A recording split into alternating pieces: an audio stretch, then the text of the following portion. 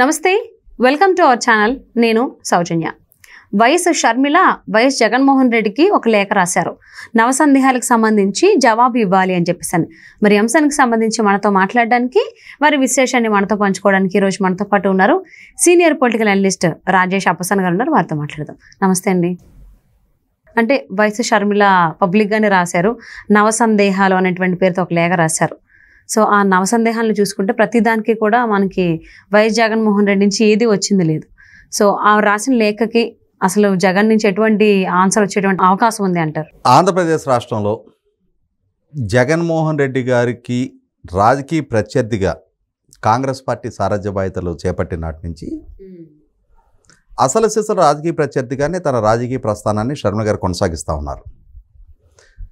అసలు సిసలు ప్రతిపక్ష పాత్రకి ఏ స్థాయిలో కూడా అన్యాయం చేయకుండా, అంటే తన అన్న కాబట్టి అని చెప్పనే శశబెషలు మొహోటాలు ఏమి లేకుండా రాజకీయంగా వైరిగానే పరిగణించి రాజకీయ పోరాటం చేస్తూ ఉన్నారు.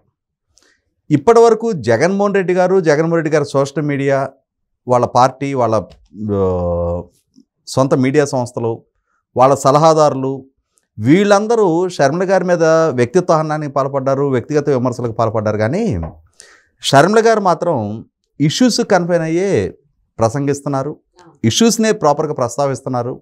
జగన్మోహన్ రెడ్డి గారి పాలనలో ఉన్న లోపాలని, వాళ్ళ విధానంలో ఉన్న పొరపాట్లని, తప్పుల్ని, ఆ ప్రభుత్వం వల్ల జరుగుతున్న అవినీతిని, ఆక్రమణని, అరాచకాలని, ఆ పాలన వల్ల ప్రజలకు ఎదురవుతున్న కష్టాలు కడగనలనే ప్రస్తావిస్తున్నారు.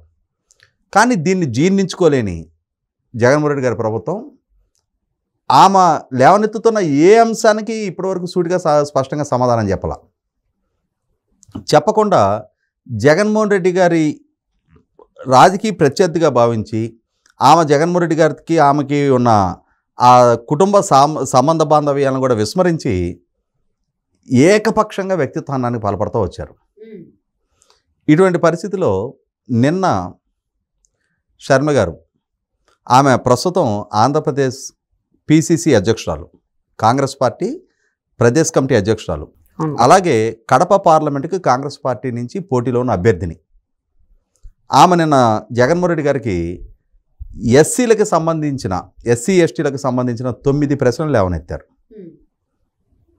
ఒకదానికి కూడా జగన్మోహన్ రెడ్డి గారి దగ్గర నుంచి కానీ, ఆ పార్టీ నుంచి కానీ, ప్రభుత్వం నుంచి కానీ వివరణ రాదు, సమాధానం చెప్పరు.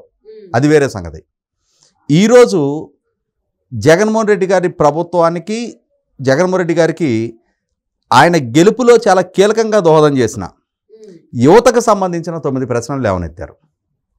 ఎందుకంటే 2019 ఎన్నికల్లో జగన్మోహన్ రెడ్డి గారు గెలవటానికి చాలా ప్రధానంగా ఉపయోగపడ్డ ఒక వర్గం యువత. ఎందుకంటే చంద్రబాబు నాయుడు గారికి, జగన్మోహన్ రెడ్డి గారికి మధ్య ఉన్న 22 సంవత్సరాల వయసు అంతరం దృష్ట్యా యువత జగన్మోహన్ రెడ్డి గారిని ఓన్ చేసుకున్నారు.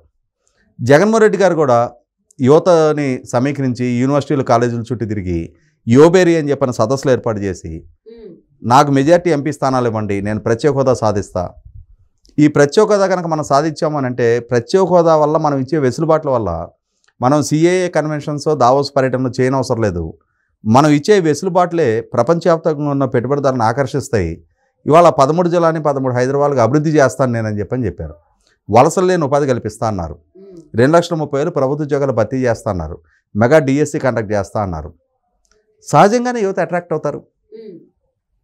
ఇవాళ ఈయన కొత్త జనరేషన్ నాయకుడు, చంద్రబాబు నాయుడు గారి కన్నా మరింత వేగంగా పనిచేయగలిగే సామర్థ్యం ఉన్న నాయకుడిగా భావించారు, నమ్మారు.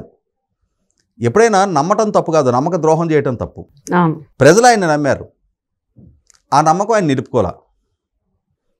కాబట్టి ఇవాళ షర్మిల గారు అవే అంశాలను ప్రస్తావిస్తా. మీరు 2,30,000 ప్రభుత్వ ఉద్యోగాలు ఇస్తా అన్నారు, ఎందుకు ఇవ్వలేదు? మీరు ప్రతి సంవత్సరం జనవరి 1వ తారీఖు జాబ్ క్యాలెండర్ రిలీజ్ చేస్తున్నారు, ఎందుకు చేయలేదు? 23,000 టీచర్ పోస్టులు మెగా డిఎస్సి ద్వారా భర్తీ చేస్తున్నారు. 6,000 ఉద్యోగాలతో మాత్రమే ఒక దగా డిఎస్సి, అది కూడా ఎప్పుడు? 2019 మే 30 ముఖ్యమంత్రిగా ప్రమాణ స్వీకారం చేస్తే 2024 ఫిబ్రవరి నెలలో, అంటే మే నెలలో ఎలక్షన్స్ ఉంటే కోడ్ ఆఫ్ కాండక్ట్ మార్చి నెలలో రాబోతుంటే ఫిబ్రవరి నెలలో నోటిఫికేషన్ ఇచ్చారు. కాబట్టి ఆమె మెగా డిఎస్సి బదులు దగా డిఎస్సి ఎందుకు ఇచ్చారు? ఎందుకంటే డిఎస్సి అనే విధానం టీచర్ల రిక్రూట్మెంట్లో ఎప్పుడైతే డిఎస్సి అనే విధానం ఎన్టీ రామారావు గారి హయాంలో అమల్లోకి వచ్చింది, ఆనాటి నుంచి ఇప్పటి వరకు 16 సార్లు డిఎస్సి నోటిఫికేషన్ రావడం జరిగింది. 16 సార్లు డిఎస్సి నోటిఫికేషన్ వస్తే కోట్ల విజయ భాస్కర్ రెడ్డి గారి హయాంలో ఒకసారి, కిరణ్ కుమార్ రెడ్డి గారి హయాంలో ఒకసారి, రాజశేఖర రెడ్డి గారి హయాంలో 2 సార్లు, కాంగ్రెస్ ప్రభుత్వాల హయాంలో 4 సార్లు డిఎస్సి నోటిఫికేషన్ వచ్చింది. ఎన్టీ రామారావు గారి హయాంలో 3 సార్లు, చంద్రబాబు నాయుడు గారి హయాంలో 8 సార్లు డిఎస్సి నోటిఫికేషన్, 11 సార్లు తెలుగుదేశం ఆధ్వర్యంలో డిఎస్సి నోటిఫికేషన్ ఇచ్చారు. 4 సార్లు కాంగ్రెస్ ప్రభుత్వ హయాంలో వచ్చింది. అంటే 15 సార్లు. 16వ నోటిఫికేషన్ జగన్మోహన్ రెడ్డి గారిది. అది కోడ్ ఆఫ్ కాండక్ట్ అమల్లోకి వచ్చి దాని ఎగ్జామ్స్ కండక్ట్ చేయక అది కూడా క్యాన్సిల్ అయిపోయింది, నిరవధికంగా వాయిదా పడింది. అంటే ఏంటి, ఇప్పుడు 5 సంవత్సరాల జగన్మోహన్ రెడ్డి గారి పరిపాలనా హయాంలో not even a single DSC, ఒక్క డిఎస్సి కూడా అమలు చెయ్యని పాలకుడు జగన్మోహన్ రెడ్డి. చరిత్రలో నిలిచిపోయాడు ఈయన. కానీ ఈయన ఎన్నికలకు ముందు చేసిన వాగ్దానం మెగా డిఎస్సి కండక్ట్ చేస్తా అని చెప్పని. ఇవే అంశాలు ఇవాళ శర్మ గారు ప్రత్యేక హోదా సాధన ఏమైపోయింది? యువతని మభ్య పెట్టారా లేదా? మీ హయాంలో ఒక్క గ్రూప్ 2 పోస్ట్ కూడా ఎందుకు నియామకం చేపట్టలేదు? వీటికి వేటికి సమాధానం చెప్పగలిగే నైతికత, స్థైర్యం వైసీపీ పార్టీ దగ్గర, పాలకుడుగా ఉన్న జగన్మోహన్ రెడ్డి గారి దగ్గర లేవు. మహా అయితే వాళ్ళు ఏం చేస్తారంటే షర్మిల గారిని బూతులు తిడతారు. నువ్వు రాజశేఖర రెడ్డికే పుట్టలేదంటారు, మీ ఆయన అనిల్ శాస్త్రి అంటారు, నువ్వు వైఎస్ షర్మిలారెడ్డి కాదు, నువ్వు మురుచుపల్లి షర్మిలా శాస్త్రి అంటారు. అంటే విషయం తక్కువగా ఉన్నప్పుడు, విషయ పరిజ్ఞానం లేదు, సమాధానం చెప్పలేని డిఫెన్స్లో పడిపోయినప్పుడు దృష్టి మళ్లింపు జరగాలి అని అంటే 4 బూతులు అదనంగా తిట్టాయి, 4 అదనపు పోస్టులు పెట్టాయి. ఇవన్నీ విని విని పడి పడి ఆమె కూడా రాటు తేలిపోయింది. వీటిని పరిగణలోకి తీసుకున్న స్టేజ్లో ఆమె కూడా లేదు. ఎందుకంటే వీళ్ళ వైఖరి ఏంటి అనేది నిన్నటిదాకా ఆళ్ళతోటే ఉంది కదా.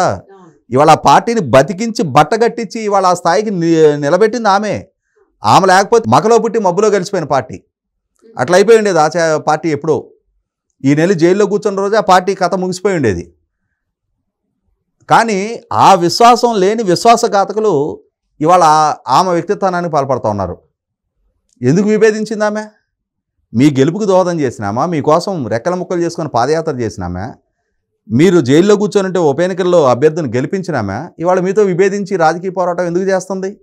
మీరు సృష్టించుకున్న సంక్షోభం అది. కుటుంబ సంబంధాల పట్ల మీకు విలువ లేదు, మానవ సంబంధాల పట్ల విలువ లేదు. కాబట్టి ఇవాళ మీకు రాజకీయ ప్రత్యర్థిగా మారింది. కానీ ఆ ప్రజలకు సంబంధించిన సమస్యలు లేవనెత్తుతుంది.